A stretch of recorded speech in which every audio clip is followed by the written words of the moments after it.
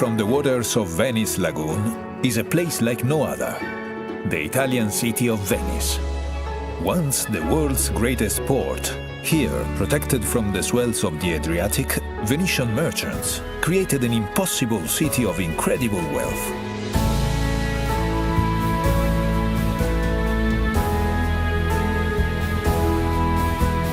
Long hailed as the most breathtaking city on earth, there is no denying that sometimes Venice can be overwhelmed with admirers.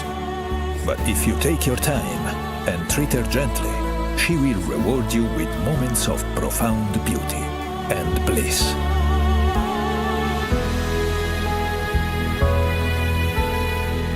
Most visits begin in the central district of San Marco, where you find one of the world's great squares, St. Mark's. Arrive with the dawn, and the piazza will be yours to enjoy, without the crowds. St. Mark's Square is surrounded by some of the city's finest architectural jewels, but there are none greater than St. Mark's Basilica, a treasure house of holy relics, from the body of St. Mark to a lock of the Virgin Mary's hair. St. Mark was known as Mark the Lion-Hearted, and everywhere you turn in Venice, you'll see this proud symbol. Across from the Basilica stands the city's beloved bell tower, St. Mark's Campanile. Climb the tower to see Venice stretch out in all her marble and red-tiled splendor.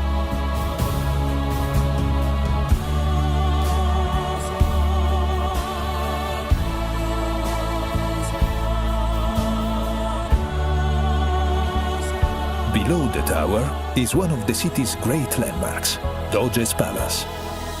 For centuries, this Venetian Gothic masterpiece was the seat of the Republic's power and prestige.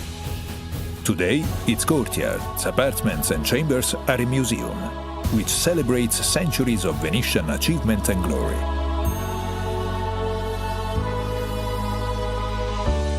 Just outside stand the columns of San Marco and San Teodoro, the traditional gateway to the city. Here, under the winged lion of Venice, begin your journey along one of the world's great aquatic thoroughfares, the Grand Canal. For almost 2.5 miles, the canal winds through Venice. It is her main artery, her lifeblood. Ride the Vaporetto dell'Arte and explore the canal's treasures at your leisure. Or ride in true Venetian style by gondola, which Mark Twain once called the gentlest form of locomotion ever devised.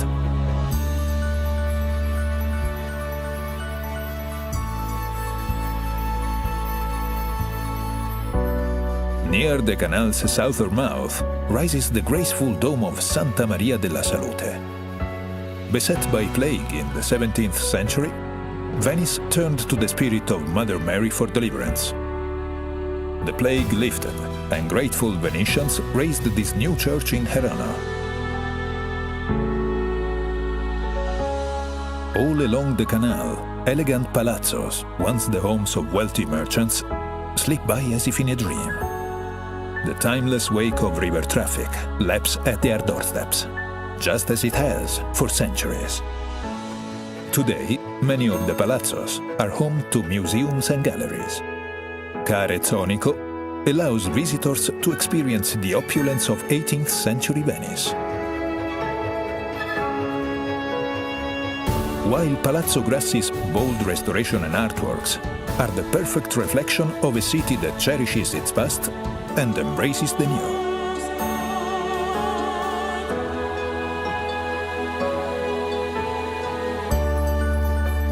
Venice has a way of capturing hearts. In the 1940s, American heiress Peggy Guggenheim made their home on the Grand Canal.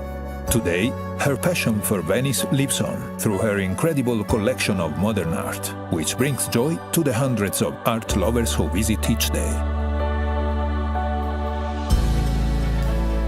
Venice is known as the City of Bridges, many of which are works of art too. The Accademia Bridge links the San Marco district to the Accademia Gallery. and offers some of the Grand Canal's finest views. The oldest of the Grand Canal's crossings is the Rialto Bridge. For over 300 years, this was the only way to cross the canal on foot, and today still stands as the grand gateway to the Rialto markets. Away from the Grand Canal, there are hundreds more bridges to explore, from the purely functional to the breathtaking. The most famous of all connects Doge's Palace to the historic prison. From the enclosed walkway, the condemned would capture one last look at their beloved city and sigh, hence the name, the Bridge of Sighs.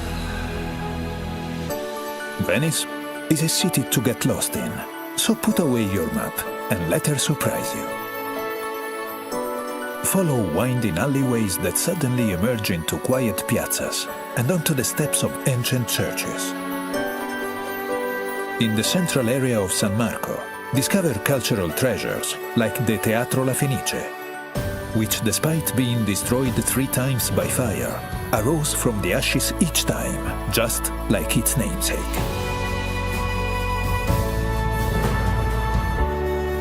The further you roam, the fewer travelers you'll see, and the more locals you'll meet.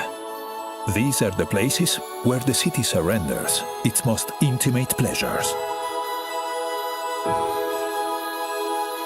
When the city's embrace becomes too tight, there are places to catch your breath, like the waterfront promenades, or the sleepy canals and spacious piazzas of Castello.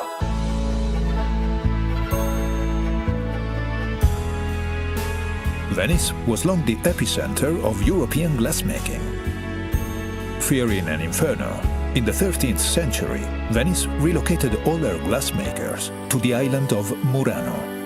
700 years later, the descendants of these artisans still create works of incredible delicacy and color.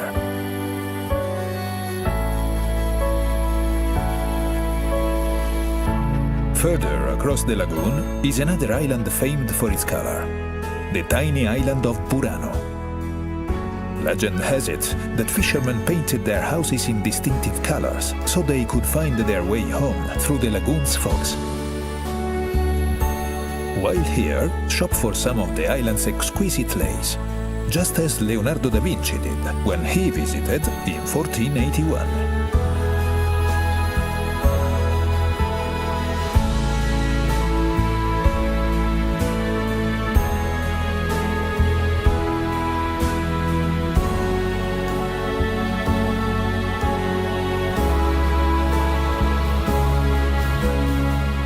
From the adventures of Marco Polo and Casanova to the artistry of Vivaldi and Bellini, Venice has shone her light into the far corners of the world for over 1,500 years. And now, the world comes to her. Just remember, Venice smiles upon those who linger. So stay for a few nights, or stay for a month, and savor every sweet moment.